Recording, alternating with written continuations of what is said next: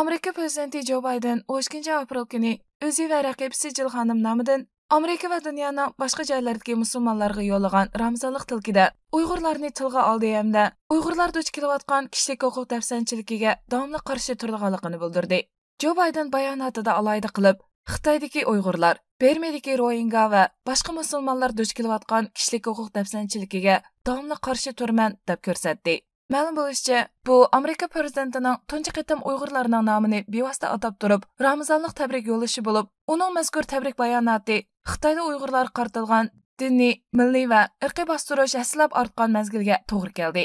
Tabrik bayonotida Joe Biden navbatdagi virus vabosiga qarshi tadbirlar tufaylidan Ramazon mezgilida musulmonlar ommasining ilgirgidek jam bo'lib, kollektiv ibodat qilishi qiyinga tushsa-mu, bu ularning Allohga bo'lgan sevgisi va insoniy majburiyatiga bo'lgan tunishining texmi yukselishiga ta'sir ko'rsatmaydi deb qaraydiganligini bildirdi.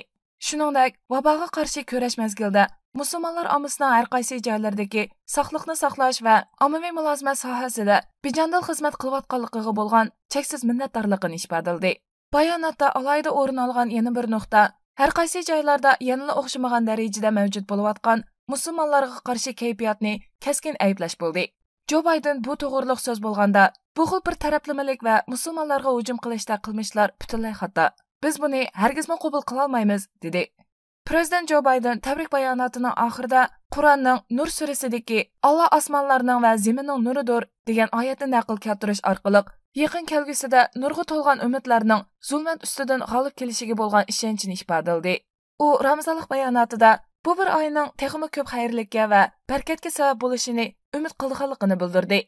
Uni bu vaqtdagi tabrik bayonotnomasi Oqsaroyning to'r betida hamda Amerika prezidentining Twitter betida e'lon qilinib, har soha kishilarining qizg'in olqishiga sazovor bo'ldi.